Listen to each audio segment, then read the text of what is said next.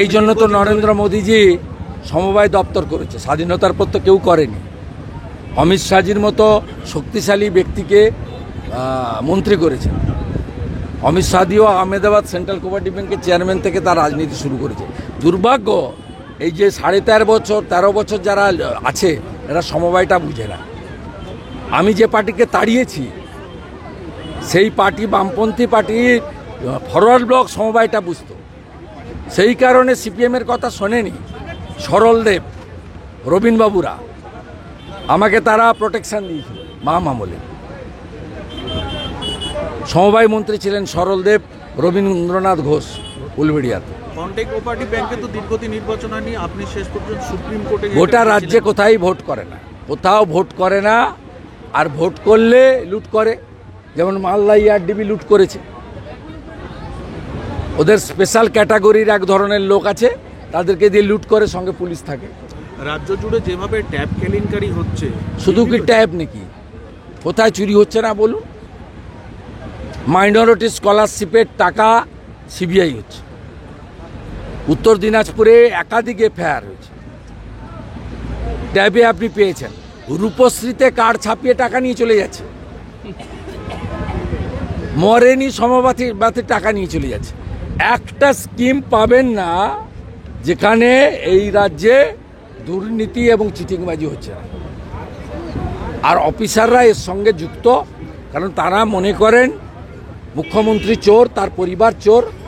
ওরা কোটি কোটি ঝাড়ছে, কিছু হচ্ছে না, আমরাও কিছু ঝাড়ি। ঝাড়ার কম্পিটিশন চলছে। অর্জুন সিংকে আজকে আবার সিআইডি ডেকে পাঠিয়েছে। অর্জুন সিংকে আবার সিআইডি ডেকে, সুপ্রিম কোর্টে প্রোটেকশন আছে, হাইকোর্টও বলে দিয়েছে যে ডাকবেন, ডেট নিয়ে ডাকবেন, 4 ঘন্টার বেশি রাখবেন না, ডাকবেন। তো ডাকলে কি ক্ষতি হয়েছে? কনস্পিরেসি করেই ডাকা হচ্ছে, মানে ষড়যন্ত্র করেই ডাকা। ষড়যন্ত্রের রাজনীতি। আমাদেরকে ডাকে নেনি। আমার তো 73 case, high court supreme court tight দিয়ে রেখেছে, পারে না। 7 মাস জেলে, ওনাকে জেল খাটিয়েছে 5 দিন। কে কায় বাদ গেছে? মমতা ব্যানার্জির সঙ্গে ভুল বুঝিয়ে মুসলমানদের একটা বড় অংশ আর পুলিশ, এর বাইরেও সঙ্গে কোনো লোক।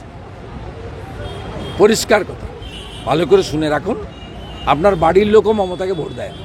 আর যেটুকুও দিত মহিলারা, আরজি করের পরে কোনো মহিলা তারা ভোট দেয় না। সংখ্যালঘু মুসলিমদের ভুল বুঝিয়ে রেখেছেন, তাই শিক্ষিত মুসলিমরা চাইলেও বেরিয়ে আসতে পারছেন না। কারণ ওদের বুথ কেন্দ্রে বা পাড়ার পরিবেশটার এমনভাবে করে রেখেছে, ওরা জানলা খুলে রাখে, বিরোধীদের এজেন্ট। আমাদের তো ওখানে বুথ কমিটি নেই মুসলিম এলাকায়।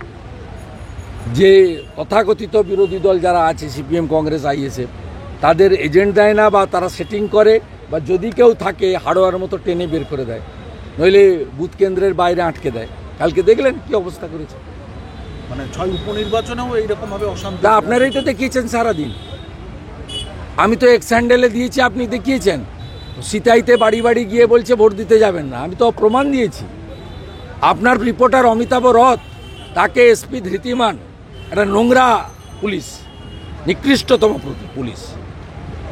এই পুলিশটা আপনার অমিতাভ রথকে ফোন করেছেন, ও স্বীকার করবে কিনা আমি জানি না, আমার কাছে তথ্য আছে। ধমক দিচ্ছে বিপি আনন্দের লোককে। নয়নদের বাড়িতে কেন ছবি দেখিয়েছে? নয়নদের বাড়িতে পুলিশ সরিয়ে নেওয়ার পরে সেক্টর অফিসারকে গিয়ে রিপোর্ট করিয়েছে। আর একটা দালাল আরিজ আফতাব, মমতার একটা চাকর, পেরোলে থাকে, সিও হয়ে আছে। গোটা নষ্টের মূলে ওই লোকটা। ও 31শে ডিসেম্বর বিদায় নিবে, তারপরে আসল নির্বাচন হবে।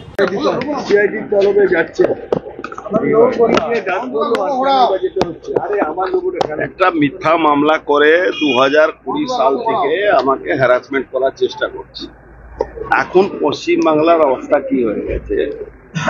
পশ্চিমবাংলা যারা তৃণমূলের বিরোধিতা করবে, মমতা ব্যানার্জির বিরুদ্ধে কথা বলবে, অভিষেক ব্যানার্জি কৈলা ভাইপোর বিরুদ্ধে কথা বলবে, তাদেরকে টার্গেট করে মিথ্যা মামলা ফাঁসানো হয়। যেহেতু আমাদের সেন্ট্রাল ফোর্স ঘেরার মধ্যে আমরা থাকি, এরা সেই সুযোগ পাচ্ছে না। এখন আস্তে আস্তে এদের একটা, আপনারা শুনেছিলেন ইতিমধ্যে, কে তৃণমূলে বড় বড় নেতারা টাকা জমা করার জন্য, টাকা বাইরে পাঠাবার জন্য রাশিয়ানদের অ্যাকাউন্ট হায়ার করেছে। যেরকম এখন আপনি দেখছেন ছেলেদের অ্যাকাউন্ট হ্যাক করে টিচাররা অন্য জায়গায় অন্য অন্য অ্যাকাউন্টে ট্রান্সফার করে দিচ্ছে, সেরকম রাশিয়ানদের একটা অ্যাকাউন্ট হায়ার করা হচ্ছে। এটা বহুদিন ধরে আমাদের এই গভর্নমেন্টের পুলিশ ডিপার্টমেন্ট বা আদার এজেন্সির মাধ্যমে আমরা খবর পাচ্ছিলাম। আমাদেরও তো লোক আছে, রাশিয়ানদের অ্যাকাউন্ট তারা হায়ার করছে। তৃণমূলের যারা নেতৃত্ব দিচ্ছেন, যারা পয়লা ভাইপো থেকে নিয়ে যাদেরকে বিনা মিশ্রা যারা পালিয়ে বেড়াচ্ছে, আপনারা শুনেছিলেন কিছু মানে বহুত দিন আগে, প্রায় 1.5-2 বছর আগে রাশিয়ানদের নামও এসেছিল। এখন শুভেন্দু অধিকারী, অর্জুন সিং মতন লোকেদেরকে এরা কোনোভাবে আটকাতে পারছে না যখন, তখন একটা মেরে দেওয়ার চক্রান্ত চলছে। যেহেতু কোনো পাবলিক মিটিং বা মিছিলে সবসময় সেন্ট্রাল ফোর্সের ঘেরার মধ্যে আমরা থাকি, তখন এমন কেমিক্যাল স্মাগল করে আনা হচ্ছে রাশিয়া থেকে এইদের মাধ্যমে, যাতে আমাদেরকে কোনো ভাবে ইনভেস্টিগেশন নামে ডেকে, আর আপনারা জানেন এরকম কেমিক্যাল আছে কি আপনার পাশে যদি স্প্রে করে দেওয়া যায় সে লোকটা মারা যায় সঙ্গে সঙ্গে না, 2 মাস 3 মাস মধ্যে মাল্টি অর্গান ফেলিওর হয়। এরকম একটা আমাদের বিশ্বস্ত সূত্র মধ্যে আমি খবর পেয়েছি কি অর্জুন সিং মানে আমাকে, শুভেন্দু অধিকারী, এরকম 4-5 জন আগের শ্রেণী যারা নেতৃত্ব দিচ্ছেন বিজেপিকে, তাদেরকে মেরে দেওয়ার চক্রান্ত এই সরকার করছে। এই কেমিক্যালটা হলো বিষ একরকম। আজকে আপনার শরীরে শুধু টাচ হয়ে যাবে, ধরুন আপনাকে কোথাও চেয়ারে বসালো, ওই বা টেবিলে আপনার হাত পড়লো, যদি ওখানে লাগানো থাকে ওই কেমিক্যালটা, যদি আপনার শরীরে টাচ হয়ে যাবে, তাহলে ওই 6 মাস 3 মাস পরে আপনার মাল্টি অর্গান ফেলিওর হবে, আপনি মারা যাবেন। মানে 6 মাস 3 মাস পরে অ্যাকশন শুরু হবে। 6 মাস 3 মাসের মধ্যে, মানে এর অ্যাকশন 3 মাসের আগে বোঝা যাবে না। এই ধরনের একটা বড় চক্রান্ত আমার, শুভেন্দু অধিকারী আরো 4-5 জনের নাম আছে, তাদেরকে করার এদের একটা প্ল্যান চলছে, যাতে 2026-এ ইলেকশনে আবার এরা ভোটে জিতে পারে। এইটা সিআইডি হোক বা অন্য এজেন্সি যেখানে ডেকে ডেকে এসটিএফ, আপনারা জানেন ইতিমধ্যে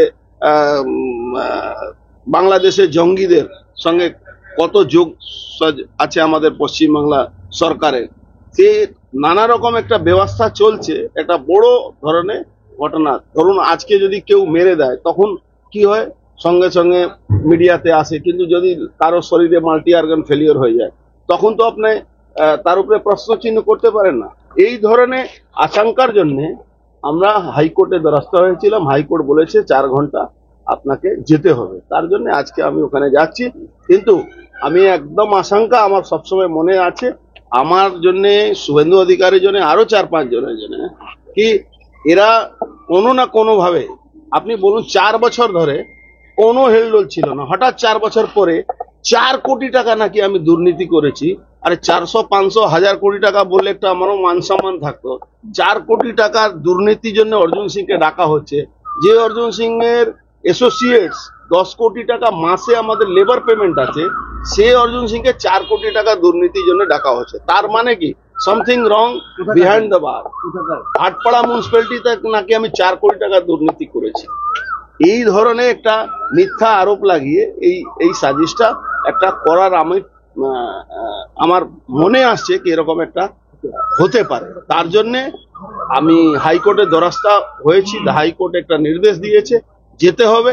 কিন্তু আমি আপনাদের মাধ্যমে, কেন গণতন্ত্রের চতুর্থ স্তম্ভ হলো মিডিয়া, আপনাদেরকে আমি বলে যাচ্ছি, যদি 6 মাসের মধ্যে আমার যদি কোনো মাল্টি অর্গান ফেলিওর হয়, তার জন্য আগাম বলছি এই সরকার, এই মুখ্যমন্ত্রী, সিআইডি ডিপার্টমেন্ট দায়ী থাকবে। দাদা, আপনি প্রাণহানির আশঙ্কা করছেন তাহলে? বললাম তো আপনাকে, আমাকে মেরে দেওয়ার একটা, শুভেন্দু অধিকারীকে, আমাকে আরো 4 জন আছে, যে 4 জনের নাম এখন আমি বলছি না, কিন্তু এরকম একটা এদের ক্রিয়েটিভ চলছে, সাজিশ চলছে। কেন 4 বছর পরে হঠাৎ আবার আমরা দোষী হয়ে গেলাম, এরকম হতে পারে না। আমাকে মেরে দেওয়ার একটা শুভেন্দু অধিকারীকে, আমাকে আরো 4 জন আছে, সে 4 জনের নাম এখন আমি বলছি না, কিন্তু এরকম একটা এদের ক্রিয়েটিভ চলছে, সাজিশ চলছে, কেন 4 বছর পরে হঠাৎ আবার আমরা দোষী হয়ে গেলাম, এরকম হতে পারে। মন্ডল মারধর, তার ছেলে আইসিইউতে ভর্তি, শুভম দে। সে তো হবেই। এখন তোলা সনদ তুলবে না তার অপোনেন্টরা তুলবে, এর জন্য মারামারি হচ্ছে। আর তার ছেলেটা ওরকমই লম্পট ছেলে আছে, সে কোন কোথায় কোন মহিলার কোন মেয়ে ছেলের ব্যাপার হতে পারে, এরকম আশঙ্কা করছি আমরা। কিন্তু আমরা চাই সে ওই সনদের ছেলে, আমরা চাই সে সুস্থ হয়ে আসুক। কেন একটা প্রার্থী ছেলে, আমরা কোনোদিন চাইবো না যে কারো কোনো প্রাণহানি হোক। কিন্তু তৃণমূলে যারা একটা লুটেরা গ্যাং আছে, পার্থ ভৌমিক, সোমনাথ শ্যাম, এদের একটা লুটেরা গ্যাং আছে ব্যারাকপুরের মধ্যে। এই লুটেরা গ্যাংয়ের বাইরে যারা থাকবে, তৃণমূল করবে, তাদেরকে বা মরতে হবে বা জেলে যেতে হবে।